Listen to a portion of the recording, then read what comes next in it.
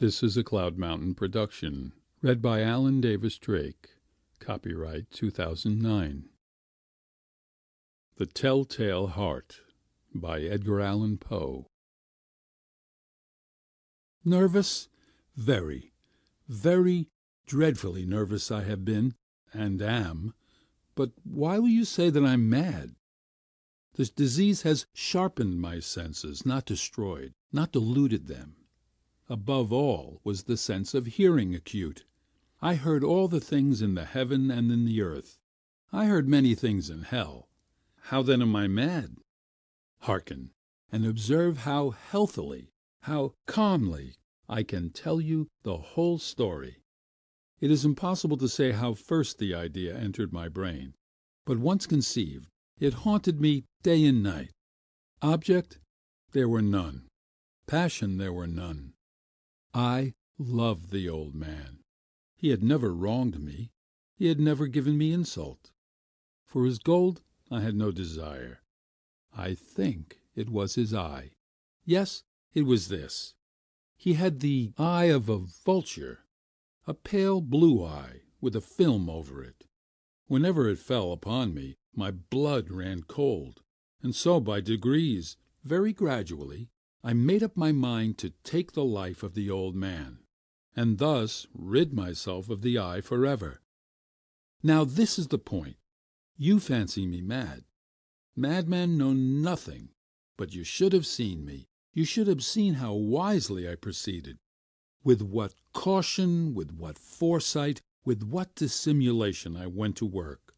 I was never kinder to the old man than during the whole week before I killed him. And every night, about midnight, I turned the latch of his door and opened it. Oh, so gently. And then, when I had made an opening sufficient for my head, I put in a dark lantern, all closed, that no light shone out, and then I thrust in my head. Oh, you would have laughed to see how cunningly I thrust it in. I moved it slowly, very, very slowly, so that I might not disturb the old man's sleep. It took me an hour to place my whole head within the opening so far that I could see him as he lay upon his bed. Huh! Would a madman have been so wise as this? And then, when my head was well in the room, I undid the lantern cautiously. Oh, so cautiously, for the hinges creaked. I undid it just so much that a single thin ray fell upon the vulture eye. And this I did for 7 long nights, every night just at midnight. But I found the eye always closed, and so it was impossible to do the work, for it was not the old man who vexed me, but his evil eye. And every morning, when the day broke, I went boldly into the chamber and spoke courageously to him, calling him by name in a hearty tone, and inquiring how he had passed the night.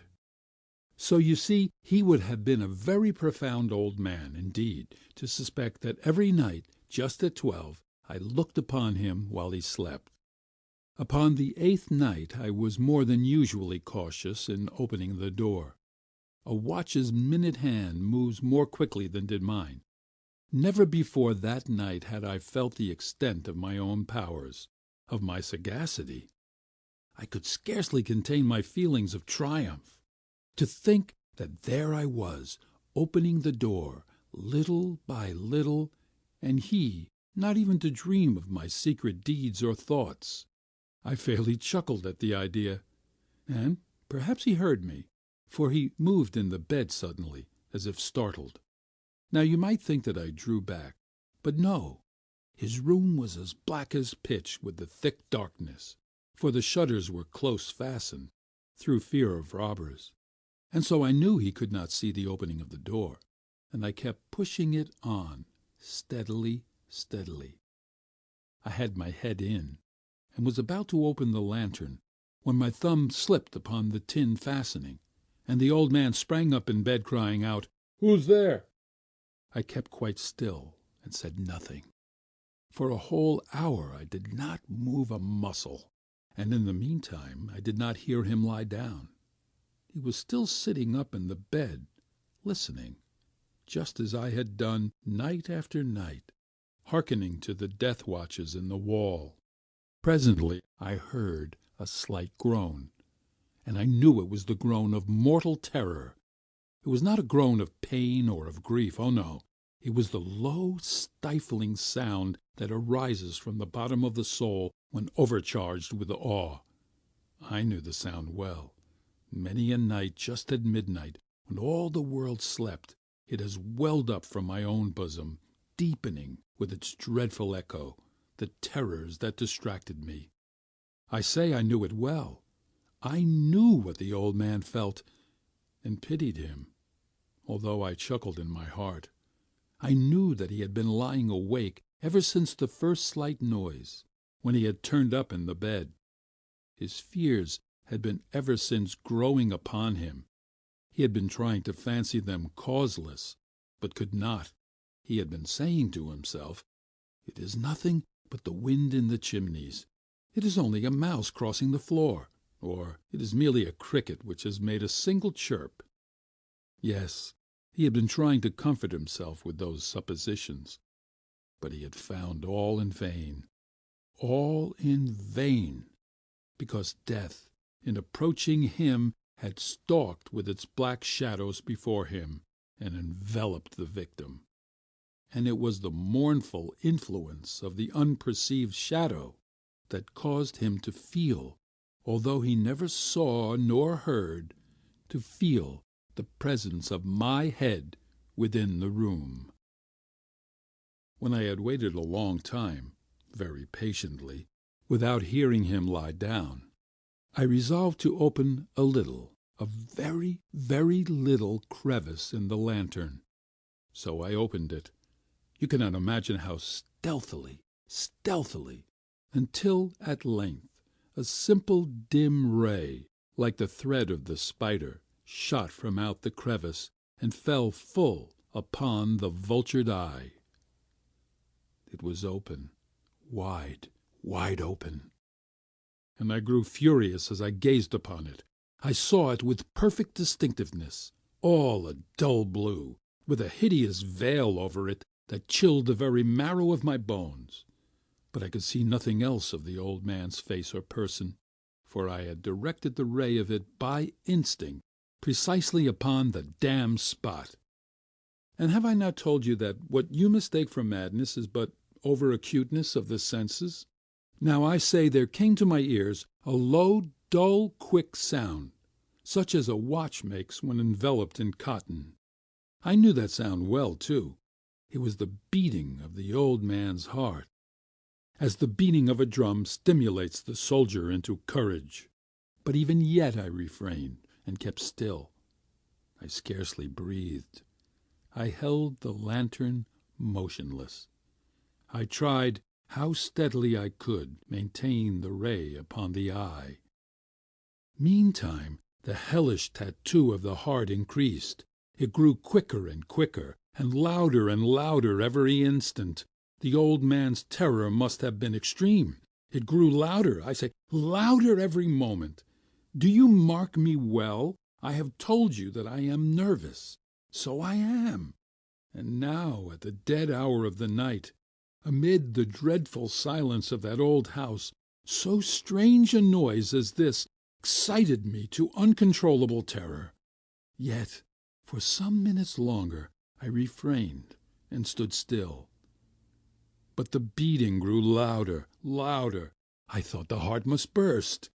And now a new anxiety seized me. The sound would be heard by the neighbors. The old man's hour had come.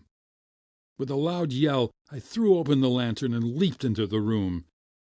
He shrieked once, only once. In an instant I dragged him to the floor and pulled the heavy bed over him. I then smiled gaily to find the deed so far done. But for many minutes the heart beat on with a muffled sound. This, however, did not vex me. It would not be heard through the wall. At length it ceased. The old man was dead. I removed the bed and examined the corpse. Yes, He was stone dead. I placed my hand upon the heart and held it there many minutes. There was no pulsation. He was stone dead. His eye would trouble me no more. If still you think me mad, you will think so no longer when I describe the wise precautions I took for the concealment of the body. The night waned, and I worked hastily, but in silence. First of all, I dismembered the corpse.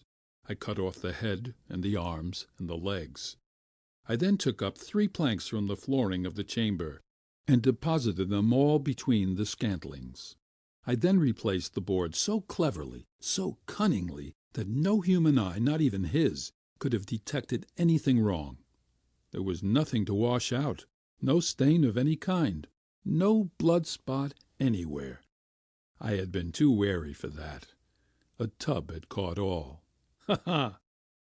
When I had made an end of these labors, it was 4 o'clock, still dark as midnight. As the bell sounded the hour, there came a knocking at the street door. I went down to open it, with a light heart, for what had I now to fear? There entered 3 men, who introduced themselves with perfect suavity as officers of the police. A shriek had been heard by a neighbor during the night. Suspicion of foul play had been aroused. Information had been lodged at the police office, and they, the officers, had been deputed to search the premises. I smiled, for what had I to fear? I bade the gentlemen welcome. The shriek, I said, was my own, in a dream. The old man I mentioned was absent in the country. I took my visitors all over the house. I bade them search well. I led them at length to his chamber. I showed them his treasures, secure, undisturbed. In the enthusiasm of my confidence, I brought chairs into the room, and desired them here to rest from their fatigues, while I myself, in the wild audacity of my perfect triumph, placed my own seat upon the very spot beneath which reposed the corpse of the victim. The officers were satisfied. My manner had convinced them I was singularly at ease. They sat, and while I answered cheerily, they chattered of familiar things. But ere long I felt myself getting pale, and wished them gone. My head ached, and I fancied a ringing in my ears. But still they sat and still chatted. The ringing became more distinct. It continued and became more distinct. I talked more freely to get rid of the feeling, but it continued and gained definiteness, until, at last, I found that the noise was not within my ears. No doubt I now grew very pale, but I talked more fluently and with a heightened voice. Yet the sound increased, and what could I do? It was a low, dull, quick sound, much such a sound as a watch makes when enveloped in cotton. I gasped for breath, and yet the officers heard it not. I talked more quickly, more vehemently, but the noise steadily increased. I arose and argued about trifles, in a high key and with violent gesticulations, but the noise steadily increased. Why would they not be gone? I paced the floor to and fro with heavy strides, as if excited to fury by the observations of the men, but the noise steadily increased. O God, what could I do? I foamed, I raved, I swore. I swung the chair upon which I had been sitting, and grated it upon the boards, but the noise arose over all, and continually increased. It grew louder, louder, louder, and still the men chatted pleasantly, and smiled. Was it possible they heard not? Almighty God, no, no. They heard, they suspected, they knew. They were making a mockery of my horror. This I thought, and this I think. But anything was better than this agony. Anything was more tolerable than this derision. I could bear those hypocritical smiles no longer. I felt that I must scream or die. And now again, hark! Louder, louder, louder, louder. "Villains!" I shrieked. Dissemble no more. I admit the deed. Tear up the planks. Here, here! It is the beating of his hideous heart. End of The Telltale Heart by Edgar Allan Poe. Read in Cloud Mountain Studios by Alan Davis Drake. Copyright 2009.